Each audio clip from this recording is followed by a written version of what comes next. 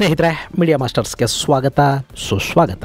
ಗೆಳೆಯರೆ, ನೀರು ನೀರು ನೀರು. ಈ ವರ್ಷ ಬಹುಶಃ ನೀರಿಗಾಗಿ ಪರಿತಪಿಸಿದಷ್ಟು ಜನ ಬೇರಿನ್ಯಾವುದಕ್ಕೂ ಒದ್ದಾಡಲೇ ಇಲ್ವೇನೋ. ರಾಜ್ಯಗಳ ನಡುವೆ ಜಿಲ್ಲೆಗಳ ನಡುವೆ ಈ ನೀರಿಗಾಗಿ ಕಿತ್ತಾಟ ನಡೀತಾ ಇರೋದನ್ನ ನಾವು ನೋಡ್ತಾ ಇದ್ದೀವಿ. ನಮ್ಮ ರಾಜ್ಯದ ದೊಡ್ಡ ಕೈಗಾರಿಕೆ ಸಚಿವರಂತೂ ಕೃಷ್ಣಾ ನದಿ ನೀರು ಕೇಳಿದ್ರೆ ಬೆಂಕಿ ಬಿದ್ದು ಬಿಡುತ್ತೆ ಅಂತ ಅಬ್ಬರಿಸಿದ್ದನ್ನ ಕೇಳಿದೀವಿ. ಮತ್ತೆ ಕೆಲ ಶಾಸಕರು ನೀರಿಗಾಗಿ ರಕ್ತ ಹರಿಸುವ ಎಚ್ಚರಿಕೆ ಕೊಟ್ಟಿದ್ದನ್ನ ಕೇಳಿಸ್ಕೊಂಡಿದ್ದೀವಿ. ಬೆಂಗಳೂರು, ಮಂಡ್ಯ, ಮೈಸೂರುಗಳ ಜನ ನೀರಿಲ್ಲದೆ ಒದ್ದಾಡ್ತಾ ಇರುವಾಗಲೇ ಕಾವೇರಮ್ಮ ಸದ್ದಿಲ್ಲದೆ ತಮಿಳುನಾಡಿಗೆ ಹರಿದು ಹೋಗಿದ್ದನ್ನು ನೋಡಿದ್ದೀವಿ. ಇನ್ನು ಈಗ ನಮ್ಮದೇ ರಾಜ್ಯದ 2 ಜಿಲ್ಲೆಗಳ ನಡುವೆ ನೀರಿಗಾಗಿ ಒಂದು ಜಗಳಾನೇ ಶುರುವಾಗ್ತಾ ಇದೆ. ಹೇಮಾವತಿಯ ನೀರನ್ನ ಮಾಗಡಿ ತಾಲೂಕು ಹಾಗೂ ರಾಮನಗರಕ್ಕೆ ಹರಿಸುವ ಹೆಸರಲ್ಲಿ ತುಮಕೂರಿನ ಜನರ ಬಾಯಿಗೆ ಮಣ್ಣು ಹಾಕೋ ಯೋಜನೆ ಅದು. ಅದಕ್ಕಿಂತ ಹೆಚ್ಚಾಗಿ ಅಲ್ಲಿ ದೊಡ್ಡ ಪ್ರಮಾಣದ ಭ್ರಷ್ಟಾಚಾರದ ದುರ್ನಾತ ಹೊಡೆಯೋದಕ್ಕೆ ಶುರುವಾಗಿದೆ. ಇಡೀ ಯೋಜನೆಯಲ್ಲಿ ಅಕ್ರಮದ ವಾಸನೆ ಬರ್ತಾ ಇದೆ. ಯಾವ ಪರಿಹಾರವೂ ಇಲ್ಲದೆ ರೈತರ ಜಮೀನು, ಮನೆಮಠಗಳನ್ನ ಆ ಯೋಜನೆ ಆಪೋಷಣ ತಗೊಳ್ಳೋದಕ್ಕೆ ಹೋಗ್ತಾ ಇದೆ. ಈಗಾಗಲೇ ತೀವ್ರ ನೀರಿನ ಸಮಸ್ಯೆಯನ್ನ ಎದುರಿಸ್ತಾ ಇರೋ ತುಮಕೂರು ಜಿಲ್ಲೆಯ ಜನರ ಬದುಕುಗಳ ಜೊತೆ ಆಟ ಆಡ್ತಾ ಇದ್ದಾರೆ ಅಂತ ಮೊನ್ನೆ ಅಲ್ಲಿನ ಮಾಜಿ ಸಚಿವ ಸೊಗಡು ಶಿವಣ್ಣ ಫೋನ್ ಮಾಡಿ ಹೇಳಿದ್ರು. ಅವರ ದನಿಯಲ್ಲೊಂದು ನೋವಿತ್ತು. ಈ ಯೋಜನೆಯನ್ನ ನಿಲ್ಲಿಸಬೇಕು ಮಾರಾಯ, ಅದಕ್ಕೊಂದು ಪ್ರತಿಭಟನೆಯನ್ನ ಹಮ್ಮಿಕೊಳ್ತಾ ಇದ್ದೀವಿ ಅಂತ ಶಿವಣ್ಣ ಹೇಳಿದ್ರು. ಪ್ರಿಂಟ್ ಮತ್ತು ಟಿವಿ ಚಾನೆಲ್ಗಳಲ್ಲಿ ಇದರ ಬಗ್ಗೆ ಒಂದೇ ಒಂದು ಸುದ್ದಿ ಕೂಡ ಕಣ್ಣಿಗೆ ಬೀಳ್ತಾ ಇಲ್ವಲ್ಲ ಅಂದೆ. ಅವರಿಗೆ ಪೆನ್ ಡ್ರೈವ್ ಬಿಟ್ರೆ ಬೇರೇನು ಕಾಣ್ತಾ ಇಲ್ಲ ಅನ್ನೋ ನೋವಿನ ಉತ್ತರ ಬಂತು. ಗೆಳೆಯರೆ, ಎಲ್ಲಿ ಮೇನ್ ಸ್ಟ್ರೀಮ್ ಮಾಧ್ಯಮಗಳು ಕೆಲಸ ನಿಲ್ಲಿಸುತ್ತವೋ ಅಲ್ಲಿಂದ ನಾವು ನಮ್ಮ ಕೆಲಸನ ಮಾಡಬೇಕು. ಅವರು ಗಮನ ಹರಿಸದ ವಿಷಯಗಳ ಕಡೆಗೆ ಗಮನ ಕೊಡಬೇಕಾದ್ದು ಸೋಷಿಯಲ್ ಮೀಡಿಯಾಗಳ ಜವಾಬ್ದಾರಿ. ಯಾಕೆಂದ್ರೆ ನಮಗೆ TRP ಜಾಹೀರಾತುಗಳ ಹಂಗಿರೋದಿಲ್ಲ. ಸೊ ಯಾಕೆ ಒಮ್ಮೆ ತುಮಕೂರಿನ ನೀರಾವರಿ ಯೋಜನೆಯನ್ನ ನೋಡಿಕೊಂಡು ಬಂದು ಬಿಡಬಾರ್ದು ಅನ್ನಿಸ್ತು. ಸರಿ, ಕ್ಯಾಮರಾ ನೇತ್ ಹಾಕೊಂಡು ತುಮಕೂರಿನ ಕಡೆಗೆ ಹೊರಟು ಬಿಟ್ವಿ.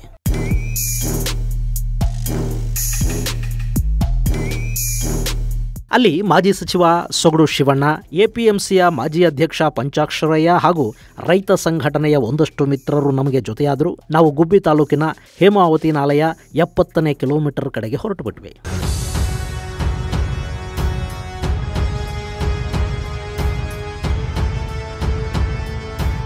ನಾವು ಗುಬ್ಬಿನ ದಾಟಿದ್ವೇನೋ ಅಲ್ಲಿ ಹಾದಿಯಲ್ಲಿ ತುರುವೇಕೆರೆ ಶಾಸಕ MT ಕೃಷ್ಣಪ್ಪ ಸಿಕ್ಕಿದ್ರು. ಹೇಮಾವತಿ ನಾಲೆಗೆ 10 ಅಡಿ ವ್ಯಾಸದ ಪೈಪ್ ಹಾಕಿ ನೇರವಾಗಿ ನೀರನ್ನು ಡೈವರ್ಟ್ ಮಾಡಿದರೆ ತುರುವೇಕೆರೆಯ ಸಾಕಷ್ಟು ಗ್ರಾಮಗಳ ಜನ ಸಮಸ್ಯೆಗೀಡಾಗ್ತಾರೆ. ಹೀಗಾಗಿ ಕೃಷ್ಣಪ್ಪ ಕೂಡ ಈ ಹೋರಾಟದ ನೇತೃತ್ವವನ್ನು ವಹಿಸ್ತಾ ಇದ್ದಾರೆ. ಜೊತೆಗೆ ತುಮಕೂರಿನ ಸಾಕಷ್ಟು ಸಂಘಟನೆಗಳು, ಅಲ್ಲಿನ ಮಠಾಧೀಶರು ಕೂಡ ಹೋರಾಟದಲ್ಲಿ ಭಾಗಿಯಾಗೋದಾಗಿ ಹೇಳಿದ್ದಾರೆ ಅಂತ ಶಿವಣ್ಣ ಹೇಳ್ತಾ ಇದ್ರು. ಕೃಷ್ಣಪ್ಪ ಕೂಡ ಆ ಯೋಜನೆಯ ಬಗ್ಗೆ ಮಾತಾಡೋದಕ್ಕೆ ಶುರು ಮಾಡಿದರು. ಇವತ್ತು ಇಡೀ ಈ ಜಿಲ್ಲೆ ಜನ ಕುಡಿಯೋ ನೀರಿಗೆ ಹೇಮಾವತಿಯಿಂದ ಡಿಪೆಂಡ್ ಆಗಿದ್ದಾರೆ. ಈ ಸರ್ಕಾರ ಏನು ಮಾಡಿದ್ದಾರೆ, 70ನೇ ಕಿಲೋಮೀಟರ್ ರಾಂಪುರದಿಂದ ನೀರು ತಗೊಂಡೋಗ್ತಾರೆ ರಾಮನಗರ ಜಿಲ್ಲೆಗೆ. ಹಾಗಾಗಿ ಅದನ್ನು ಓಪನ್ ಆಗಿಬಿಟ್ರೆ ತಿಪ್ಟೂರು, ತುರುವೇಕೆರೆ, ಗುಬ್ಬಿ ಇಡೀ ಜಿಲ್ಲೆಗೆ ನೀರು ಬರೋಲ್ಲ. ಏಕೆಂದರೆ ಡೌನಲ್ಲಿ ನೀರೆಲ್ಲ ಕೊಚ್ಕೊಂಡು ಹೋದರೆ ನಮಗೆಲ್ಲಿ ನೀರು ಸಿಗ್ತದೆ? ಇಡೀ ಗುಬ್ಬಿ ತಾಲೂಕು ಒಂದನಿ ನೀರು ಬರೋಲ್ಲ, CS ಪುರಕ್ಕೆ ಬರೋಲ್ಲ, ಯಾವ ಊರಿಗೂ ನೀರು ಬರೋಲ್ಲ. ನಾವೇನು ಹೇಳ್ತೀವಿ, ನೀವು ಎನ್ಹಾನ್ಸ್ ಮಾಡ್ಕೊಳ್ಳಿ, 30-40 TMC ಮಾಡಿ, ನಮಗೆ 24 TMC ಬಿಟ್ಟು ಮಿಕ್ಕಿದ್ದು ತಗೊಂಡೋಗಿ. ಇದು ನಮ್ಮ ಈ ನಾಡಿನ ಈ ರೈತರ ಜೀವನ ಅಲ್ಲವೇನ್ರಿ? ಜೀವನಾಡಿ ನೀವು ಅದನ್ನೇ ಕುಯ್ಕೊಂಡು ಹೋಗ್ತೀವಿ ಅಂದರೆ ಹೆಂಗಾಗ್ತದೆ? ಅದರಿಂದ ಹೋರಾಟ ಮಾಡ್ತೀವಿ, ಅನಿವಾರ್ಯ. ಶಾಸಕ ಕೃಷ್ಣಪ್ಪ ಹೇಳ್ತಾ ಇರೋದ್ರಲ್ಲಿ ಸುಳ್ಳೇನೂ ಇಲ್ಲ.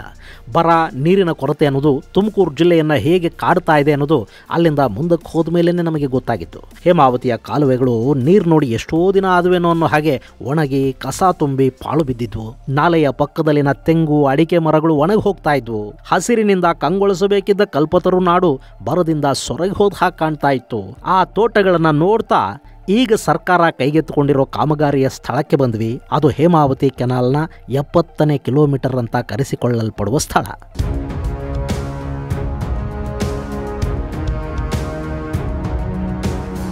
ಇದು ಸೂಕಾಪುರ ಅನ್ನುವಂಥ ಗ್ರಾಮ. ಹಿಂದಿಲಿ ಒಂದು ಗಾದೆ ಹೇಳ್ತಾರೆ, ಭೂಕೇಕೋ ಭೂಕೆ ಮಾರ ಅಂತ. ಅಂದರೆ ಹಸ್ಕೊಂಡಿದ್ದವನಿಗೆ ಇನ್ನೊಬ್ಬ ಹಸ್ಕೊಂಡಿದ್ದವನು ಬಂದು ಹೊಡೆದ ಅಂತ. ಹಾಗೆ ಈ ಸೂಕಾಪುರ ಅಂದರೆ ಈ 70ನೇ ಕಿಲೋಮೀಟರ್ ಏನಿದೆ, ಇಲ್ಲಿಂದ ಇನ್ನೊಂದು ಕನ್ನ ಕೊರೆಯುವಂಥ ಕೆಲಸ ನಡೀತಾ ಇದೆ. ಎಕ್ಸ್ಪ್ರೆಸ್ ಪೈಪ್ಲೈನ್ ಲಿಂಕ್ ಕೆನಾಲ್ ಹೆಸರಲ್ಲಿ ಇಲ್ಲೊಂದು ನೇರವಾಗಿ ಒಂದು ಪೈಪ್ಲೈನನ್ನು ಹಾಕ್ತಾರೆ. ಅಲ್ಲಿಂದ 170ನೇ ಕಿಲೋಮೀಟ್ರಿಗೆ ನೇರವಾಗಿ ನೀರನ್ನು ಪೈಪ್ ಮೂಲಕ ಕೊಡುವಂಥ 1,000 ಕೋಟಿ ರೂಪಾಯಿಗಳ ಅಂದಾಜು ವೆಚ್ಚದ ಯೋಜನೆಯೊಂದನ್ನು ಸಿದ್ಧ ಮಾಡಿದ್ದಾರೆ. ಇದೆಲ್ಲದಕ್ಕಿಂತ ಹೆಚ್ಚಾಗಿ ಇದು ಸುಮಾರು 1,000 ಕೋಟಿ ರೂಪಾಯಿಗಳಷ್ಟು ಜನರ ಹಣವನ್ನು, ನಮ್ಮ ತೆರಿಗೆ ಹಣವನ್ನು ನೇರವಾಗಿ ತಿಂದು ಮುಗಿಸೋದಕ್ಕೆ ಮಾಡಿದಂಥ ಒಂದು ವೇಸ್ಟ್ ಪ್ರಾಜೆಕ್ಟ್ ಥರ ಇದು ಕಾಣ್ತಾ ಇದೆ. ಗೆಳೆಯರೆ, ಇಲ್ಲಿ ಎಕ್ಸಿಸ್ಟಿಂಗ್ ಕೆನಾಲ್ ಇದೆ. ಅದರಲ್ಲಿ ಸದ್ಯಕ್ಕೆ 24.5 TMC ಅಷ್ಟು ನೀರು ಹರಿದು ಹೋಗೋದಕ್ಕೆ ಅವಕಾಶ ಕೂಡ ಇದೆ. ಇಲ್ಲಿಂದ ಹರಿಯೋ ನೀರು ಮುಂದೆ 100 ಕಿಲೋಮೀಟರ್ಗಳಷ್ಟು ಕೆನಾಲ್ ಮೂಲಕ ಸಾಗಿ ಆ ನಂತರ ಕುಣಿಗಲನ್ನು ತಲುಪುತ್ತೆ. ಈ ಯೋಜನೆಯನ್ನ ಜಾರಿ ಮಾಡಿದಾಗ ಇದನ್ನ ಈ ಭಾಗದ ನೀರಾವರಿ ಯೋಜನೆ ಅಂತ ಹೇಳಲಾಗ್ತಾ ಇತ್ತು. ಅಂದ್ರೆ ಹೇಮಾವತಿಯ ನೀರನ್ನ ಡಿಸ್ಟ್ರಿಬ್ಯೂಟರಿ ಕೆನಾಲ್ ಹಾಗೂ ಸಬ್ ಕೆನಾಲ್ಗಳ ಮೂಲಕ ರೈತರ ಹೊಲಗಳಿಗೆ ಹರಿಸುವ ಯೋಜನೆ ಇದು. ಆದರೆ ಕಾಲಕ್ರಮೇಣ ಯೋಜನೆಯ ರೂಪ ಬದಲಾಯಿತು. ರೈತರ ಹೊಲಗಳಿಗೆಲ್ಲ ಕೆರೆಗಳನ್ನು ತುಂಬಿಸೋದಕ್ಕೆ ನೀರನ್ನ ತಗೊಂಡು ಹೋಗ್ತೀವಿ ಅಂತ ಹೇಳಿದ್ರು. ನೀರಾವರಿ ಯೋಜನೆ ಈಗ ಕೇವಲ ಕುಡಿಯುವ ನೀರನ್ನ ಒದಗಿಸುವ ಯೋಜನೆಯಾಗಿ ಪರಿವರ್ತನೆ ಆಗಿದೆ. ಇಲ್ಲಿ ನೀರು ಯಾವಾಗ ಹರಿಸ್ತಾರೆ ಆಗ ರೈತರಿಗೆ ನೀರು ಬೇಕಾಗಿರುವುದಿಲ್ಲ. ರೈತರಿಗೆ ಯಾವಾಗ ನೀರು ಬೇಕು ಆಗ ಈ ಕಾಲುವೆಗಳು ಬತ್ತಿ ಹೋಗಿರುತ್ತವೆ. ಅಂದ್ರೆ ಮಳೆಗಾಲದಲ್ಲಿ ಇಲ್ಲಿ ನೀರು ಹರಿಯುತ್ತೆ, ಆಗ ರೈತರಿಗೆ ನೀರು ಯಾಕೆ ಬೇಕು, ಮಳೆನೇ ಆಗಿರುತ್ತಲ್ಲ. ಈ ನೀರನ್ನ ತುಮಕೂರಿನ ಸುಮಾರು 243 ಕೆರೆಗಳಿಗೆ ಹರಿಸೋದಾಗಿ ಹೇಳಲಾಗುತ್ತೆ. ಅದು ಕೂಡ ಮಳೆ ಚೆನ್ನಾಗಿ ಆದ್ರೆ. ಹೇಮಾವತಿಯಲ್ಲಿ ಹೆಚ್ಚುವರಿ ನೀರಿದ್ರೆ ತುಮಕೂರಿನ 243 ಕೆರೆಗಳವರೆಗೆ ನೀರು ಬರುತ್ತೆ. ಇಲ್ಲದೆ ಇದ್ರೆ ಅದಕ್ಕೆ ಕೂಡ ಒಂದು ಜಲಯುದ್ಧನೇ ನಡಿಬೇಕು. ಇಂಥ ಕಾಲುವೆಯಲ್ಲಿ ಈಗ ಇನ್ನೂ ಒಂದು ಅನಾಹುತದ ಕೆಲಸ ಆಗ್ತಾ ಇದೆ. ಅದೇನು ಅಂದ್ರೆ, ಈ 70ನೇ ಕಿಲೋಮೀಟರ್ ಕಾಲುವೆಯಿಂದ ನೇರವಾಗಿ ಒಂದು 10 ಅಡಿ ವ್ಯಾಸದ ಪೈಪ್ಲೈನ್ನ ಮೂಲಕ ಸೀದಾ 167ನೇ ಕಿಲೋಮೀಟರ್ಗೆ ನೀರನ್ನು ಡೈರೆಕ್ಟ್ ಆಗಿ ತಗೊಂಡು ಹೋಗಿ ಅಲ್ಲಿಂದ ಕುಣಿಗಲ್ ಮೂಲಕ ಮಾಗಡಿ, ರಾಮನಗರಗಳಿಗೆ ನೀರು ಕೊಡ್ತೀವಿ ಅನ್ನೋದು. ಇದು ಸುಮಾರು 1,000 ಕೋಟಿ ರೂಪಾಯಿಗಳ ಯೋಜನೆ. ಇದನ್ನು ತುಮಕೂರಿನ ಎಲ್ಲ ಶಾಸಕರು ವಿರೋಧಿಸಿದ್ದಾರೆ. ಅಲ್ಲಿನ 2 ಪವರ್ಫುಲ್ ಮಂತ್ರಿಗಳು ಇದಕ್ಕೆ ವಿರೋಧ ವ್ಯಕ್ತಪಡಿಸಿದ್ದಾರೆ. KDP ಮೀಟಿಂಗ್ ಅಲ್ಲಿ ಈ ಯೋಜನೆ ಆಗಬಾರದು ಅಂತ ನಿರ್ಣಯ ಕೈಗೊಳ್ಳಲಾಗಿದೆ. ಪಾಪ ಕ್ಯಾಬಿನೆಟ್ ಮೀಟಿಂಗ್ ಅಲ್ಲಿ ಕೂಡ ನಮ್ಮಿಬ್ಬರು ಸಚಿವರು ವಿರೋಧ ವ್ಯಕ್ತಪಡಿಸಿದ್ರಂತೆ. ಆದರೂ ಸರ್ಕಾರ ಅವರ ಮಾತನ್ನು ಕೇಳಲಿಲ್ಲ ಅಂತ ಶಿವಣ್ಣ ಹೇಳ್ತಿದ್ರೆ ಅವರ ಮನಸ್ಸಲ್ಲಿ 2 ಸಚಿವರ ಬಗ್ಗೆ ಅಯ್ಯೋ ಪಾಪ ಅನ್ನೋ ಅಭಿಪ್ರಾಯ ಆಯ್ತಾ ಅಥವಾ ಅವರ ಅಸಮರ್ಥತೆಯ ಬಗ್ಗೆ ಕನಿಕರ ಆಯ್ತಾ ಗೊತ್ತಾಗಲಿಲ್ಲ. ಆದರೆ ಅಲ್ಲಿಗಾಗಲೇ ಎಕ್ಸ್ಪ್ರೆಸ್ ಕೆನಾಲ್ಗೆ ಕೆಲಸ ಮಾತ್ರ ಆರಂಭ ಆಗಿ ಹೋಗಿದೆ.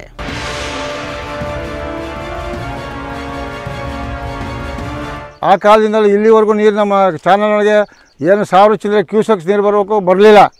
ಆಮೇಲೆ ರೈತರಿಗೆ ಕೊಡೋಕ್ಕಾಗಿಲ್ಲ, ಕುಡಿಯೋ ನೀರಿಗೆ ಕೊಡೋಕ್ಕಾಗಿಲ್ಲ. 9 ತಾಲೂಕಿಗೂ ಕುಡಿಯೋ ನೀರಿಗೆ ಕೊಡೋಕ್ಕಾಗಿಲ್ಲ. ನಮ್ಮ ದುರದೃಷ್ಟ. ಇಂಥ ಪರಿಸ್ಥಿತಿ ಒಳಗೆ ಬೇಕು ಅಂತ ಹೇಳಿ ಅದನ್ನು ಮಾಡ್ಕೊಂಡಿರ್ತಕ್ಕಂಥದ್ದು. ಈಗ ಇಲ್ಲಿಂದ ಇದು ಚಾನಲು ಇದೆಷ್ಟು ಹೇಳಿ 400 ಕ್ಯೂಸೆಕ್ಸ್ ನೀರು ಇದ್ರೊಳಗೆ ಪೈಪ್ಲೈನಿಗೆ ತಗೊಂಡೋಗೋ. ಇಲ್ಲಿಂದ ಏನಾರ ಕೆಳಗಡೆ ಹೋಗಿ ತಗೊಂಡು ಹೋಗ್ಬಿಟ್ರೆ ನೀರೆಲ್ಲಿದೆ ನಮಗೆ ಕುಡಿಯೋಕ್ಕೆ. ಇಲ್ಲಿ ಜಿಲ್ಲಾ ಪಂಚಾಯತಿ ಒಳಗೆ ರೆಸೊಲ್ಯೂಷನ್ ಮಾಡೋರು ಪಾಪ. ಅಲ್ಲಿ ಕ್ಯಾಬಿನೆಟ್ನಾಗ ಮಾತಾಡೋರೆ. ಕ್ಯಾಬಿನೆಟ್ನೊಳಗೆ ಇವ್ರನ್ನ ನೆಗ್ಲೆಕ್ಟ್ ಮಾಡಿಬಿಟ್ಟವ್ರೆ. CM, DCM ಇವರು ಮಾಡಿರ್ತಕ್ಕಂಥ ಈ ಕೆಟ್ಟ ಕೆಲಸ. ಇದು ಅಸಲಿ ವಿಷಯ. ಇಲ್ಲಿ ಮಾಗಡಿಗೆ ನೀರು ಕೊಡ್ತೀವಿ ಅಂತ ಏನೋ ಹೇಳಲಾಗ್ತಾ ಇದೆ. ಆದ್ರೆ ಕೊಡೋದಕ್ಕೆ ನೀರೆಲ್ಲಿದೆ? ಯಾವ ಹೆಚ್ಚುವರಿ ನೀರನ್ನ ಅಲಾಟ್ ಮಾಡಿಸಿದ್ದಾರೆ? ಇನ್ನು ಇಲ್ಲಿ ತೋಡಿರೋ ಗುಂಡಿಗಳನ್ನ ನೋಡ್ತಾ ಇದ್ರೆ ಇಲ್ಲಿ ಪೈಪ್ ಅಳವಡಿಸಿದ ನಂತರ ಬಹುತೇಕ ನೀರು 70ನೇ ಕಿಲೋಮೀಟರ್ನಿಂದ ನೇರವಾಗಿ 167ನೇ ಕಿಲೋಮೀಟರ್ಗೆ ಹೋಗಿಬಿಡುತ್ತೆ. ಅದರ ಪರಿಣಾಮ ಇಲ್ಲಿಂದ ಮುಂದೆ ಸುಮಾರು 97 ಕಿಲೋಮೀಟರ್ ವರೆಗೆ ಜನ ಹಾಗೂ ಕೆರೆಗಳು ನೀರಿಲ್ಲದೆ ಒಣಗಿ ಹೋಗಬೇಕಾಗತ್ತೆ ಅನ್ನೋದು ಹೋರಾಟಗಾರರ ಆತಂಕ. ಗೆಳೆಯರೆ, ರಾಮನಗರ ಮಾಗಡಿಯ ಜನ ಕೂಡ ನಮ್ಮವ್ರೆ. ತೀರಾ ಕೃಷ್ಣಾ ನದಿಯ ಒಂದು ಹನಿ ನೀರನ್ನು ಕೂಡ ದಕ್ಷಿಣ ಭಾಗಕ್ಕೆ ಕೊಡೋದಿಲ್ಲ ಅಂತ MB ಪಾಟೀಲ್ ಹೇಳಿದ್ರಲ್ಲ, ಹಂಗ ಇಲ್ಲಿನವರೇನು ಹೇಳ್ತಾ ಇಲ್ಲ. ನೀರು ಅವರೂ ತಗೊಳ್ಳಿ, ಆದ್ರೆ ನೀರೇ ಇಲ್ವಲ್ಲ, ಇಲ್ಲದ ನೀರನ್ನ ಎಲ್ಲಿಂದ ತಗೋತಾರೆ ಅನ್ನೋದು ಪ್ರಶ್ನೆ. ಒಂದು ಜಿಲ್ಲೆಯ ಜನರ ನೀರನ್ನ ಕಿತ್ಕೊಂಡು ಮತ್ತೊಬ್ಬರಿಗೆ ಕೊಡ್ತೀವಿ ಅಂದ್ರೆ ಹೇಗೆ? ಹೆಚ್ಚುವರಿ ನೀರನ್ನ ತಗೊಂಡು ಬನ್ನಿ, ಇಲ್ಲಿಂದ ನೀರನ್ನ ತಗೊಂಡು ಹೋಗಿ.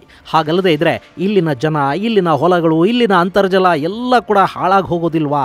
ನಮ್ಮ ಜನ ಏನು ಮಾಡಬೇಕು ಅನ್ನೋದು ಈ ಹೋರಾಟ ಸಮಿತಿಯ ಪ್ರಶ್ನೆ. ಅಷ್ಟೇ ಅಲ್ಲ, ಇಲ್ಲಿ ಇಡೀ ಯೋಜನೆನೇ ಫ್ರಾಡು ಅಂತ ಶಿವಣ್ಣ ಹೇಳೋದಕ್ಕೆ ಇನ್ನೂ ಒಂದು ಕಾರಣ ಕೂಡ ಇದೆ. ಅದೇನು ಅಂದ್ರೆ, ಯೋಜನೆಯ DPR ಅಲ್ಲಿ ಇಲ್ಲಿ ರಸ್ತೆಯ ಅಡಿಯಲ್ಲಿ ಪೈಪ್ಲೈನ್ ಹಾಕಿ ನೀರನ್ನ 167ನೇ ಕಿಲೋಮೀಟರ್ಗೆ ತಗೊಂಡು ಹೋಗ್ತೀವಿ ಅಂತ ಹೇಳಲಾಗಿದೆಯಂತೆ. ಅಂದ್ರೆ ಈ ಯೋಜನೆಯಲ್ಲಿ ಎಲ್ಲೂ ಕೂಡ ಲ್ಯಾಂಡ್ ಅಕ್ವಿಸಿಷನ್ ನ ಪ್ರಸ್ತಾಪ ಇಲ್ಲ. ರೈತರ ಹೊಲಗಳಲ್ಲಿ, ಖಾಸಗಿ ಜಮೀನುಗಳಲ್ಲಿ ಈ ಯೋಜನೆ ಬರೋದಿಲ್ಲ ಅಂತಲೇ DPR ಅಲ್ಲಿ ಹೇಳಲಾಗಿದೆ. ಆದ್ರೆ ಯಾವುದೇ ಕಾರಣಕ್ಕೂ ರೈತರ ಹೊಲಗಳನ್ನ ಬಿಟ್ಟು ಇಲ್ಲಿ ಪೈಪ್ಲೈನ್ ತಗೊಂಡು ಹೋಗೋದಕ್ಕೆ ಸಾಧ್ಯನೇ ಆಗೋದಿಲ್ಲ. ಎಲ್ಲಿ ನೆಲ ಅಗಿಯೋದಕ್ಕೆ ಶುರು ಮಾಡಿದಾರೋ ಅಲ್ಲೆಲ್ಲೂ ಕೂಡ ರೈತರ ಜಮೀನುಗಳಿಗೆ ಕಾಂಪನ್ಸೇಷನ್ ಕೊಟ್ಟಿಲ್ಲ, ಅಕ್ವಿಸಿಷನ್ ಆಗಿಲ್ಲ. ಅವರಿಗೆ ನಿಮ್ಮ ಜಮೀನಲ್ಲಿ ಪೈಪ್ ತಗೊಂಡು ಹೋಗ್ತೀವಿ ಅಂತ ಸೌಜನ್ಯಕ್ಕೆ ಕೂಡ ಹೇಳೋ ಕೆಲಸ ಮಾಡಿಲ್ಲ. ದೌರ್ಜನ್ಯದಿಂದ ಜನರನ್ನ ಹೆದರಿಸಿ ನೆಲ ಆಗಿತಾ ಇದ್ದಾರೆ ಅನ್ನೋದು ಅಲ್ಲಿನ ರೈತರ ಆರೋಪ. ಜನಗಳನ್ನೆಲ್ಲ ಹಣ ಬರ್ರಣ ನನ್ನ ಜಮೀನು ಹೋಗ್ತೈತೆ ಅಂತ ಕರ್ಕೊಂಬಂದೆ, ಅತ್ತಿಕಟ್ಟೆ ಗಂಗಸಂದ್ರೆ ಎಲ್ಲರನ್ನೂ ಕರೆಸಿ ಮಾಡಿರೋದು ಸರ್. ನಾನು ಅಡ್ಡ ಹಾಕಿ ನಿಲ್ಸಿರೋದು ಯಾಕೆಂದರೆ ನಾನು ಒಬ್ಬಂದೇ ಎಲ್ಲ ಹೋಗೋದು, ಮುಂದ್ಲಾರ್ದು ಎಲ್ಲರದು ಹೋಗೇ ಹೋಗುತ್ತೆ. ಇಲ್ಲಿರೋರು ಇದೆಲ್ಲ ಜಮೀನು ನಾವು ಖಾತೆ ಜಮೀನೇ, ಪಾಪ ಅವರು ಅಷ್ಟೊಂದು ಓದಿಲ್ಲ, ಅವ್ರಿಗೆ ಗೊತ್ತಿಲ್ಲ ಅಂತ ಅಂದ್ಬಿಟ್ಟು ದಬ್ಬಾಳಿಕೆ ಮಾಡ್ಕೊಂಡು ಎಲ್ಲ ತೊಗೊಂಬಂದ್ಬಿಟ್ರು. ಇವ್ರಿಗೆಲ್ಲ ಮುಚ್ಚಿಸ್ದೆ. ಇಲ್ಲಿ 100 ಮೀಟ್ರ್ ಮುಚ್ಚಿದ್ದೀನಿ, ಎಲ್ಲ ತುಂಬಿ 100 ಮೀಟ್ರ್ ಡೀಸೆಲ್ ಇಲ್ಲ ಅಂತ ನಿಲ್ಸಿ ಹೋದ್ರು. ಅವತ್ತು ಹೋದ್ರೆ ಇವತ್ತಿನವರೆಗೂ ಪಾಲ್ಟಿ ಇಲ್ಲ. ಆ ರೋಡ್ಗಳು ಪಕ್ಕ ಇದನ್ನೂ ಕಟ್ಟಿರಲಿಲ್ಲ, ಟೇಪ್ನು. ನಾನು ಗಲಾಟೆ ಮಾಡಿದ್ಕೆ ವಾಚ್ಮ್ಯಾನ್ಗೆ ಅವ್ನು ಬಂದು ಎಲ್ಲ ಕಟ್ಟೋದ್ರು. ಯಾರೋ ಬಿದ್ದು ಕಿದ್ದು ಸತ್ತೋದ್ರೆ ಏನು ಮಾಡೋಣ ಅಂತೆಲ್ಲ ಕೇಳಿದ್ಕೆ. ಗೆಳೆಯರೆ, ಇಲ್ಲಿ ರೈತ ಮಿತ್ರನ ಮಾತು ಕೇಳಿದ ಮೇಲೆ ಈ ಯೋಜನೆ ಹೇಗೆ ಮತ್ತು ಎಲ್ಲಿವರೆಗೆ ಹೋಗುತ್ತೆ, ಅಲ್ಲಿ ಏನೆಲ್ಲ ಆಗಿದೆ ಮತ್ತು ಏನೆಲ್ಲ ಆಗಬಹುದು ಅನ್ನೋದನ್ನ ನೋಡಿಬಿಡೋಣ ಅಂತ ಅನ್ನಿಸ್ತು.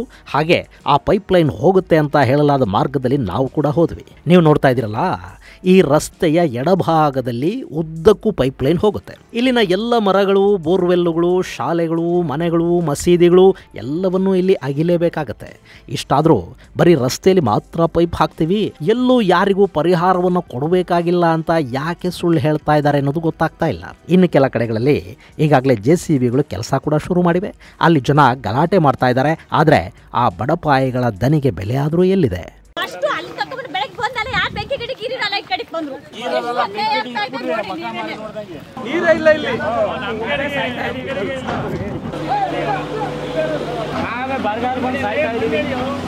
ಹೀಗೆ ನಾವು ಕೆನಾಲ್ ಕಾಮಗಾರಿ ನೋಡ್ಕೊಂಡು ಹೋಗ್ತಾ ಇರುವಾಗಲೇ ತುಮಕೂರು ಜಿಲ್ಲೆಯ ಹಿರಿಯ ವಕೀಲರು, ಮಾಜಿ ಶಾಸಕರು ಆದ ನಿಂಗಪ್ಪ ಅವರು ಕೂಡ ನಮ್ಮ ಜೊತೆ ಕೂಡಿದ್ರು. ಇಲ್ಲಿ ಶಿವಣ್ಣ, ನಿಂಗಪ್ಪ, ಪಂಚಾಕ್ಷರಿ ಎಲ್ಲ ಕೂಡ ಹಿರಿಯರೇ. ಎಲ್ಲರ ವಯಸ್ಸು 70 ದಾಟಿದೆ. ಇಲ್ಲಿ ಯಾರಿಗೂ ಕೂಡ ಯಾವ ರಾಜಕೀಯ ಆಕಾಂಕ್ಷೆಗಳು ಇಲ್ಲ. ಹೀಗಾಗಿ ಈ ಹೋರಾಟದಲ್ಲಿ ಅವರ ಯಾವ ರಾಜಕೀಯ ಹಿತಾಸಕ್ತಿಗಳು ಕೂಡ ಕಂಡು ಬರುವುದಿಲ್ಲ. ಇನ್ನು ಶಿವಣ್ಣ, ನಿಂಗಪ್ಪ ಇಬ್ಬರೂ ಕೂಡ ತುಮಕೂರು ಜಿಲ್ಲೆಯ ಹಳೆಯ ನೀರಾವರಿ ಹೋರಾಟಗಾರರು. ಇವತ್ತು ತುಮಕೂರು ಹೇಮಾವತಿ ನೀರನ್ನ ನೋಡ್ತಾ ಇದೆ ಅಂದ್ರೆ ಅಲ್ಲಿ ನೆನಪಿಸಿಕೊಳ್ಬೇಕಾಗಿರೋದು 3 ಜನರನ್ನ. ಒಬ್ಬರು ದಿವಂಗತ ವೈಕೆ ರಾಮಯ್ಯ, ಇನ್ನಿಬ್ಬರು ನಿಂಗಪ್ಪ ಹಾಗೂ ಸೊಗಡು ಶಿವಣ್ಣ. ಈಗ ವೈಕೆ ಇಲ್ಲ. ಅವರ ಸಹವರ್ತಿಗಳಿಬ್ಬರು ಈ ವಯಸ್ಸಲ್ಲಿ ಈ ಭಾಗದ ರೈತರಿಗೆ ಅನ್ಯಾಯ ಆಗಬಾರ್ದು ಅಂತ ಹೋರಾಟಕ್ಕಿಳಿದಿದ್ದಾರೆ. ಇಬ್ಬರು ಅಲ್ಲಿನ ಪ್ರತಿಯೊಂದು ಹಳ್ಳಿಯಲ್ಲೂ ಜನರ ಅಹವಾಲುಗಳನ್ನು ಕೇಳಿಸ್ಕೊಳ್ತಾ ಹೋಗ್ತಾ ಇದ್ರು, ಅವರಿಗೆ ಧೈರ್ಯ ತುಂಬುತ್ತಾ ಇದ್ರು. ಕೆಲ ಕಡೆಗಳಲ್ಲಿ ಶಿವಣ್ಣ ರೌದ್ರಾವತಾರವನ್ನು ತಾಳಿದ್ದೂ ಇತ್ತು.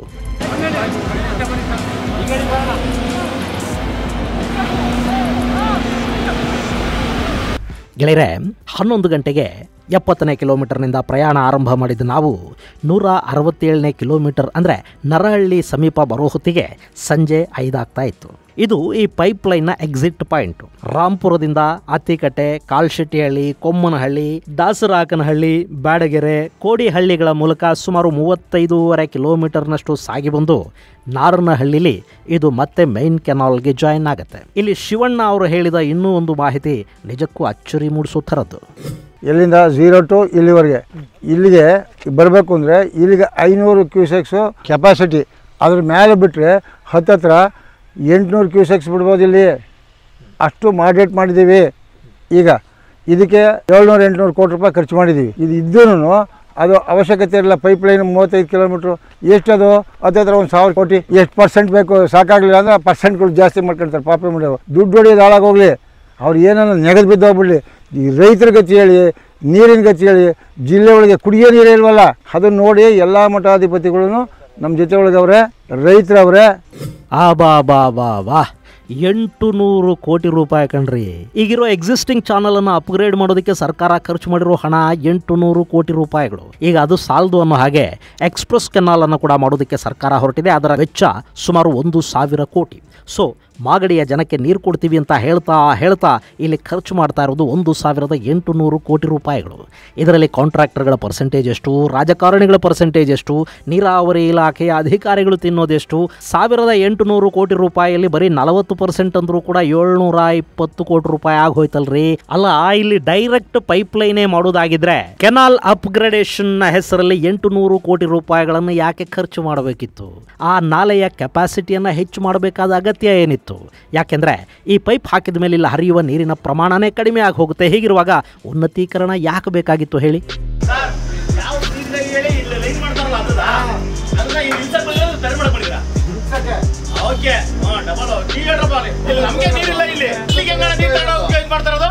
ಗೆಳೆಯರೆ, ಹೇಮಾವತಿಯಿಂದ ಇಡೀ ತುಮಕೂರು ಜಿಲ್ಲೆಗೆ ಹಂಚಿಕೆಯಾಗಿರೋದು 24.5 TMC ನೀರು. ಆ ನೀರನ್ನೇ ಸರಿಯಾಗಿ ತುಮಕೂರಿಗೆ ಬಿಡೋದಕ್ಕೆ ಸಾಧ್ಯ ಆಗ್ತಾ ಇಲ್ಲ. ಇನ್ನು ಕಳೆದ ಬಾರಿ ಪ್ರವಾಹ ಬಂತಲ್ಲ, ಆಗ ಕೂಡ 24.5 TMC ನೀರು ತುಮಕೂರಿಗೆ ಬರಲಿಲ್ಲ ಅಂತ ಹೇಳಲಾಗುತ್ತೆ. ಹೀಗಿರುವಾಗ ಹೆಚ್ಚುವರಿ ನೀರನ್ನು ಅಲಾಟ್ ಕೂಡ ಮಾಡಿಸ್ಕೊಳ್ಳದೆ ಇಲ್ಲಿಂದ ನೀರನ್ನು ಕಿತ್ಕೊಂಡು ಹೋಗೋದಿದೆಯಲ್ಲ, ಅದು ತುಮಕೂರಿನ ಜನಕ್ಕೆ ಮಾಡುವ ಅನ್ಯಾಯ ಅಲ್ಲದೆ ಮತ್ತಿನ್ನೇನೂ ಅಲ್ಲ. ಇಲ್ಲೊಂದು ಮ್ಯಾಪ್ ಇದೆ ನೋಡಿ. ಇಲ್ಲಿಂದ ಹೀಗೆ ಹರಿದು ಗುಬ್ಬಿ, ತುರುವೇಕೆರೆ, ತುಮಕೂರು ಗ್ರಾಮಾಂತರ, ಕೊರಟಗೆರೆ, ತುಮಕೂರು ನಗರಗಳಿಗೆ ನೀರು ಕೊಟ್ಟು ಅಲ್ಲಿಂದ ಮುಂದೆ ಗುಬ್ಬಿ ತಾಲೂಕನ್ನು ಮತ್ತೆ ಪ್ರವೇಶ ಮಾಡಿ ಮುಂದಕ್ಕೆ ಕುಣಿಗಲ್ ತಲುಪುವ ಈ ಕಾಲುವೆಗೆ ಗುಬ್ಬಿಯ ರಾಂಪುರದಿಂದ ನಾರನಹಳ್ಳಿಯವರೆಗೆ ಡೈರೆಕ್ಟ್ ಪೈಪ್ಲೈನ್ ಅನ್ನ ಹಾಕಿಬಿಟ್ರೆ ಈ 97 ಕಿಲೋಮೀಟರ್ ಕಾಲುವೆ ಉದ್ದಕ್ಕೂ ಇರೋ ಜನ ಇದಾರಲ್ಲ ಅವರೆಲ್ಲ ನೀರಿಲ್ಲದೆ ಒದ್ದಾಡಬೇಕಾಗತ್ತೆ. ತುಮಕೂರಿನ ಜನಕ್ಕೆ ಕುಡಿಯೋದಕ್ಕೆ ಕೂಡ ನೀರಿಲ್ಲದ ಪರಿಸ್ಥಿತಿ ನಿರ್ಮಾಣ ಆಗತ್ತೆ. ಉಳಿದ ಪ್ರದೇಶಗಳಲ್ಲಿ ಕೆರೆಗಳಿಗೆ ನೀರೇ ಬರುವುದಿಲ್ಲ. ಇನ್ನು ಆ ಜನ ಏನು ಮಾಡಬೇಕು? ನಮ್ಗೆ ಯಾವುದೋ ತರ ನೋಟಿಸ್ ಕೊಟ್ಟಿಲ್ಲ, ಯಾವುದೇ ರೀತಿ ಮಾಡಿಲ್ಲ. ಇವರ ಅನುಕೂಲಕ್ಕಾಗಿ ಇವರ ರಾಜಕೀಯಕ್ಕೆ ಬೆಲೆ ಬೇಯಿಸ್ಕೊಳ್ಳೋಕ್ಕೋಸ್ಕರ ಇವರು ಮಾಡ್ತಾ ಇದ್ದಾರೆ. ಅದರಿಂದ ನಾವು ಇದು ಯಾವುದೇ ಕಾರಣಕ್ಕೂ ನಾವು ಇಲ್ಲಿ ಕೊಳವೆ ಪೈಪ್ ಚಾನಲ್ ಅರಿಯಕ್ಕೆ ಬಿಡಲ್ಲ. ನಾವು ನಮ್ಮ ರೈತರೆಲ್ಲ ಒಗ್ಗಟ್ಟಾಗಿ ಚಾನಲ್ ಪೈಪ್ ತೆಗಿಯಕ್ಕೆ ಬಿಡಲ್ಲ, ಪೈಪ್ ಲೈನು ಮಾಡೋಕ್ಕೆ ಬಿಡೋದಿಲ್ಲ. ಯಾವುದೇ ರೀತಿ ಏನೇ ಕಷ್ಟ ಬಂದರೂ ನಾವು ಅಹೋರಾತ್ರಿ ಇನ್ನು ಚಳುವಳಿ ಮಾಡೋಕ್ಕೆ ರೆಡಿ ಇದ್ದೀವಿ. ತುಮಕೂರಿಗೆ 24 TMCನಲ್ಲಿ ನೀರು ನಮಗೆ ಇಲ್ಲ ಅಂದಾಗ ಅವರು ಮಾಡ್ಕೊಳ್ಳಿ. ಹೆಚ್ಚಿನ ರೀತಿ ಬೇಕು ಅಂದರೆ ಅವರು ಹೆಚ್ಚಿನ ರೀತಿ TMC ನೀರನ್ನು ಮಾಡಿಕೊಂಡು ಬೇಕಾದ್ರೆ ತೊಗೊಂಡೋಗ್ಲಿ, ಯಾರು ಬೇಡ ಅಂದರೆ ಅಲ್ಲಿರೋ ರೈತರು, ಭಾಗದ ರೈತರು ನಮ್ಮ ರೈತರೇ. ಹಾಗಾಗಿ ಎಲ್ರಿಗೂ ಅನುಕೂಲವಾಗೋ ರೀತಿಯಲ್ಲಿ ಮಾಡಬೇಕೇ ಹೊರತು ಈಗ ನನಗೆ ಊಟ ಇಲ್ಲ ಅಂದರೆ ಬೇರೆಯವ್ರಿಗೆ ಹೆಂಗೆ ಕೊಡೋಕ್ಕೆ ಸಾಧ್ಯ? ಆ ರೀತಿ ಆಗೋದು ಬೇಡ ಸರ್. ಈಗ ಮುಂದೆ ಹೋರಾಟದಲ್ಲಿ ಏನೇ ಕಷ್ಟ ಸುಖ ಬಂದರೂ ಎಲ್ಲದಕ್ಕೂ ಭಾಗಿಯಾಗಿ ನಾವು ಮುಂದೆ ಹೋಗ್ತೀವಿ ಸರ್. ಇವ್ರು ಏನು ಪೈಪ್ ಲೈನನ್ನು ಮಾಡ್ತಾ ಇದ್ದಾರೋ ಆ ನೀರನ್ನು ಎಕ್ಸ್ಟ್ರಾ ತಗೊಂಡು ಮೇಯ್ನ್ ಮೊದಲಿದ್ದ ಚಾನಲಲ್ಲೇ ಬರ್ಬೋದು. ಈ ಪೈಪ್ ಲೈನ್ ಅವಶ್ಯಕತೆ ಇಲ್ಲ. ಅಲ್ಲಿಂದ ತುಮಕೂರು ಟೌನಿಗೆ ಕುಡಿಯೋ ನೀರಿಗೆ ಬಂದು ಈ ಪೈಪ್ ಲೈನ್ ಮಾಡೋದಕ್ಕೂ ಸುಮಾರು 30 ಅಡಿ ಹೈಟ್ ಬರುತ್ತೆ. ನಮ್ಮ ತುಮಕೂರಿಗೆ ನೀರು ಬರಲ್ಲ ಇಲ್ಲಿ ಡೌನ ಬಿಟ್ಕೊಂಡ್ರೆ. ಅದರಿಂದ ಅದರಲ್ಲೇ ಒಂದು 100-200 ಕ್ಯೂಸೆಕ್ಸ್ ಜಾಸ್ತಿ ಮಾಡ್ಕೊಂಡು ಇದೇ ಮೇನ್ ಚಾನಲ್ ತಗೊಂಡೋಗ್ಬೋದಾಯಿತು. ಸುಮ್ಮನೆ ವೇಸ್ಟ್ ಬಂಡವಾಳ ಸರ್ಕಾರಕ್ಕೆ ಲಾಸ್ ಇದು ಮಾಡ್ತಾ ಇರೋದು. ರಾಮನಗರದಲ್ಲಿ ಅವರು ಕಾನ್ಸ್ಟಿಟ್ಯೂಂಟ್ ಅವ್ರು ಬೆಳೆಸ್ಕೊಳಕ್ಕೆ ಮಾಡ್ತಾ ಇದ್ದಾರೆ. ಆದರೆ ತುಮಕೂರು ಟೌನ್ಗೆ ಅನ್ಯಾಯ ಆಗುತ್ತೆ. ಮಧುಗಿರಿ ಕುಡಿಯೋಕ್ಕಿಲ್ಲ, ಫ್ಲೋರೈಡ್ ನೀರು, ಪಾವಗಡಕ್ಕೆ ನೀರಿಲ್ಲ, ಸಿರಾಕ್ ಇಲ್ವೇ ಇಲ್ಲ. ಮಧುಗಿರಿಯರೇ ಮಂತ್ರಿ ಅವರೇ, ಕೊಲ್ಟಿಗೆರೆ ಮಂತ್ರಿ ಅವರೇ, ಏನು ಬೇಕಾದ್ರೂ ಮಾಡ್ಬೋದು. ಅವ್ರ ಮಾತನ್ನೇ ಕೇಳದೆ ಅವ್ರು ತಗೊಂಡೋಗ್ತಾವ್ರೆ ಅಂದಾಗ ರೈತ ನಾವು ಚಾನಲ್ ನಿಂತ್ಕೊಳ್ಳೇಬೇಕಾದ ಕರ್ತವ್ಯ, ನಾವು ಚಾನಲ್ ಮುಚ್ತೀವಿ. ಗೆಳೆಯರೆ, ಈ ಯೋಜನೆ ನಿಜಕ್ಕೂ ಕೂಡ ಕಾರ್ಯಸಾಧು ಯೋಜನೆನಾ ಅನ್ನೋದನ್ನ ಯೋಚನೆ ಕೂಡ ಮಾಡದೆ ಅದಕ್ಕೆ ಮಂಜೂರಾತಿಯನ್ನು ಕೊಟ್ಟು ಕೆಲಸ ಕೂಡ ಶುರು ಮಾಡಿರೋದಿದೆಯಲ್ಲ, ಇದು ಹಲವಾರು ಅನುಮಾನಗಳಿಗೆ ಕಾರಣವಾಗ್ತಾ ಇದೆ. ಇಲ್ಲಿ ನೀವು ನೋಡ್ತಾ ಇದ್ದೀರಾ ಕೆನಾಲನ್ನು. ಇದು 167ನೇ ಕಿಲೋಮೀಟರ್ನ ಕೆನಾಲ್. ಇದು ಈ ಕೆನಾಲ್ ಹತ್ರ ಇಲ್ಲಿ ಒಂದು ಡೈರೆಕ್ಟಾಗಿ ಇಲ್ಲಿ ಒಂದು ಪೈಪನ್ನು ಜೋಡಿಸ್ತಾರೆ. ಆ ಪೈಪ್ ಲೈನ್ ಮೂಲಕ ಇಲ್ಲಿಂದ ಮುಂದಕ್ಕೆ ನೀರು ಕುಣಿಗಲ್ ಕಡೆಗೆ ಹರಿದು ಹೋಗುತ್ತೆ ಅಂತ ಹೇಳ್ತಾ ಇದ್ದಾರೆ. ಸ್ನೇಹಿತರೆ, ಅಲ್ಲಿಂದ ಇಲ್ಲಿವರೆಗೆ 35.5 ಕಿಲೋಮೀಟರ್ಗಳ ದೂರ ನೇರವಾಗಿ ಒಂದು ಪೈಪ್ ಲೈನನ್ನು ಮಾಡಿ ಇಲ್ಲಿಗೆ ಜಾಯಿನ್ ಮಾಡೋದ್ರಿಂದ ಮೇನ್ ಕೆನಾಲ್ ಏನಿದೆ ಆ ಕೆನಾಲಲ್ಲಿ ಬರುವಂಥ ನೀರಿನ ಪ್ರಮಾಣ ಕಡಿಮೆ ಆಗುತ್ತೆ ಮತ್ತು ಇದರಿಂದ ಇಡೀ ಸುಮಾರು ಒಂದು 100 ಕಿಲೋಮೀಟರ್ಗಳ ಭಾಗಕ್ಕೆ ನೀರಿಲ್ಲದಂತಹ ಪರಿಸ್ಥಿತಿ ನಿರ್ಮಾಣ ಆಗುತ್ತೆ. ಅದಕ್ಕಿಂತ ಹೆಚ್ಚಾಗಿ ಈ ಯೋಜನೆನೇ ಫೀಸಿಬಲ್ ಅಲ್ಲ. ಯಾಕೆಂತಂದ್ರೆ ಆ ಕಾಮಗಾರಿಗೆ ಕೂಡ ರೈತರು ತಡೆಯನ್ನ ಒಡ್ಡುತ್ತಾರೆ. ಹೀಗಾಗಿ ಈ ಯೋಜನೆ ಅರ್ಧದಲ್ಲಿ ನಿಲ್ಲುತ್ತೆ ಮತ್ತು ಇದೊಂದು ರೈತರ ಕಣ್ಣೊರೆಸುವ ತಂತ್ರ ಆಗುತ್ತೆ. ಜೊತೆಗೆ ಸುಮಾರು 1,000 ಕೋಟಿ ರೂಪಾಯಿಗಳಷ್ಟು ಹಣವನ್ನು ಲೂಟಿ ಮಾಡೋ ಕಾರ್ಯಕ್ರಮದ ಭಾಗವಾಗಿ ಈ ಕೆನಾಲ್ ಅನ್ನು ಮಾಡ್ತಾ ಇದ್ದಾರೆ. ನಮಗೆ ನೀರಾವರಿ ಯೋಜನೆಗಳು ಖಂಡಿತ ಬೇಕು. ನೀರಿದ್ರೇನೆ ಜನ ಜಾನುವಾರುಗಳು ಬದುಕೋದಿಕ್ಕೆ ಸಾಧ್ಯ ಆಗೋದು. ನೀರಿದ್ರೇನೆ ರೈತ ಏನಾದರೂ ಬೆಳೆಯೋದಿಕ್ಕೆ ಸಾಧ್ಯ ಆಗೋದು. ಆದ್ರೆ ನೀರಾವರಿ ಯೋಜನೆ ಅನ್ನೋದು ಕೇವಲ ರಾಜಕೀಯದ ಯೋಜನೆ ಮಾತ್ರ ಆಗಬಾರದು. ಯಾರದ್ದೋ ನೀರನ್ನು ಕಿತ್ಕೊಂಡು ಮತ್ತಿನ್ಯಾರಿಗೋ ಕೊಡ್ತೀವಿ ಅನ್ನೋದು ನಿಜಕ್ಕೂ ಅಕ್ಷಮ್ಯ. ಇನ್ನು ಮಾಗಡಿಯ ಜನಕ್ಕಾದರೂ ಈ ಯೋಜನೆಯಿಂದ ನೀರು ಸಿಗುತ್ತಾ? ನೋಡಿ, ರೈತರ ಹೊಲದಲ್ಲಿ ಪೈಪ್ಲೈನ್ ಹೋಗೋದನ್ನ ಅವರು ಪ್ರಶ್ನಿಸಿ ನ್ಯಾಯಾಲಯಕ್ಕೆ ಹೋದರೆ ಈ ಯೋಜನೆ ಅರ್ಧಕ್ಕೆ ನಿಂತು ಹೋಗುತ್ತೆ. ಅದೊಂದು ಕಡೆ ಇರಲಿ, ಹೇಮಾವತಿಯಲ್ಲಿ ನೀರೇ ಬರ್ತಾ ಇಲ್ಲ ಕಣ್ರಿ. ಇಲ್ಲದ ನೀರನ್ನ ಯಾವೆಲ್ಲ ಊರುಗಳಿಗೆ ಇವರು ಕೊಡ್ತಾರೆ, ಎಷ್ಟು ಸುಳ್ಳು ಅಂತ ಹೇಳ್ತಾರೆ. ಇದೇ ಮ್ಯಾಪಲ್ಲಿ ಒಂದು ಗೆರೆ ಕಾಣ್ತಾ ಇದೆ ನೋಡಿ, ಇದು ಎತ್ತಿನ ಹೊಳೆ. 23,251 ಕೋಟಿ ರೂಪಾಯಿಗಳ ಯೋಜನೆ ಇದು. ಅದು ಶುರು ಆದಾಗ ಅದರ ಯೋಜನಾ ವೆಚ್ಚ ಏನಿತ್ತು ಅದರ 3 ಪಟ್ಟಿಗಾಗಲೇ ಹೆಚ್ಚಾಗಿದೆ. ಈ ಯೋಜನೆ ಮೂಲಕ 24 TMC ನೀರು ತರ್ತೀವಿ ಅಂತ ಯೋಜನೆಯನ್ನು ಆರಂಭಿಸಿದ್ದ ಮಹಾನುಭಾವರು ಹೇಳಿದ್ರು. ಯೋಜನೆ ಆರಂಭ ಆಗಿ 10 ವರ್ಷ ಕಳೆದು ಹೋದ್ವು, ಇನ್ನು ಅದರಲ್ಲಿ ಒಂದು ಬೊಗಸೆ ನೀರನ್ನು ಕೂಡ ನೋಡೋದಕ್ಕೆ ಸಾಧ್ಯ ಆಗಿಲ್ಲ. ಈಗ ಇಲ್ಲಿ 1,800 ಕೋಟಿ ರೂಪಾಯಿಗಳಷ್ಟು ಹಣ ಸ್ವಾಹ ಆಗ್ತಾ ಇದೆ. ಇದನ್ನು ಪ್ರತಿಭಟಿಸಿ ಮೇ 16ನೇ ತಾರೀಕು ರಾಂಪುರದ ಬಳಿ ಅಂದರೆ ಹೇಮಾವತಿಯ 70ನೇ ಕಿಲೋಮೀಟರ್ ಬಳಿ ತುಮಕೂರಿನ ಮಾಜಿ ಶಾಸಕರಾದ ಸೊಗಡು ಶಿವಣ್ಣ, ನಿಂಗಪ್ಪ, ತುರುವೇಕೆರೆ ಶಾಸಕ ಕೃಷ್ಣಪ್ಪ ಮುಂತಾದವರ ನೇತೃತ್ವದಲ್ಲಿ ನೀರಾವರಿ ಹೋರಾಟಗಾರರು, ರೈತ ಸಂಘಟನೆಗಳ ಕಾರ್ಯಕರ್ತರು, ತುಮಕೂರು ಜಿಲ್ಲೆಯ ಮಠಾಧೀಶರು, ರೈತರು ಎಲ್ಲ ಸೇರ್ತಾ ಇದ್ದಾರೆ. 40ರಿಂದ 50 ಮತ್ತು ಮಠಾಧಿಪತಿಗಳು ಸೇರುವ ಸಾಧ್ಯತೆ ಇದೆ. ನೂರಾರು ಸಾವಿರಾರ ಭಕ್ತಾದಿಗಳು ಎಲ್ಲ ಈ ಜಿಲ್ಲೆಯ ಹೋರಾಟ ಸಮಿತಿಯವರು, ಎಲ್ಲ ಜನಾಂಗದವರು, ಶ್ರೀಶಕ್ತಿ ಸಂಘದವರು ಇರಬಹುದು, ಎಲ್ಲ ಸಂಘ ಸಂಸ್ಥೆಗಳು, ನಾಡಿನ ಎಲ್ಲ ಜನತೆಗಳು ಸೇರಿ ಈ ಹೋರಾಟಕ್ಕೆ ಸಹಕರಿಸಬೇಕು ಅಂತ ಹೇಳಿ ಈ ಮೂಲಕ ಸರ್ವರಿಗೂ ಕೂಡ ನಾವು ಪ್ರಾರ್ಥನೆ ಮಾಡ್ತೀವಿ. ಇದು ರಾಜಕೀಯೇತರ ಹೋರಾಟ. ಜಿಲ್ಲೆಗಾಗಲಿರುವ ಅನ್ಯಾಯದ ವಿರುದ್ಧ ನೀರಿಗಾಗಿ ನಡೀತಾ ಇರೋ ಹೋರಾಟ ಇದು. ಈ ಬಗ್ಗೆ ಮಾಧ್ಯಮಗಳದ್ದು ಯಾಕೋ ಗೊತ್ತಿಲ್ಲ ಮೌನ ತಾಳಿವೆ. ಅವರ ಆದ್ಯತೆಗಳು ಬೇರೆ ಇರಬಹುದು. ಆದರೆ ಹೇಮಾವತಿಯ ನೀರನ್ನು ಬಳಸುವ ತುಮಕೂರಿನ ಜನ ಇದಿರಲ್ಲ, ಇದು ನಿಮಗೆ ಸೇರಿದ ಹೋರಾಟ. ನೀವಲ್ಲಿಗೆ ಹೋಗದೇ ಇದ್ರೆ ಖಂಡಿತ ನೀರನ್ನು ಕಳ್ಕೊತೀರಿ. ಏನು ಮಾಡಬೇಕು ಅನ್ನೋದನ್ನ ನೀವು ಯೋಚನೆ ಮಾಡಿ. ಇದು ಗೆಳೆಯರೆ, ಮೇ 16ಕ್ಕೆ ತುಮಕೂರಿನ ರೈತರು ಕೈಗೊಳ್ತಾ ಇರೋ ಹೋರಾಟದ ಕುರಿತಾದ ಒಂದಷ್ಟು ಮಾಹಿತಿ. ಮುಂದಿನ ಸಂಚಿಕೆಯಲ್ಲಿ ಮತ್ತಷ್ಟು ವಿಶೇಷಗಳ ಜೊತೆ ಮತ್ತೆ ಭೇಟಿಯಾಗೋಣ. ಅಲ್ಲಿವರೆಗೆ ಜೈ ಹಿಂದ್, ಜೈ ಕರ್ನಾಟಕ.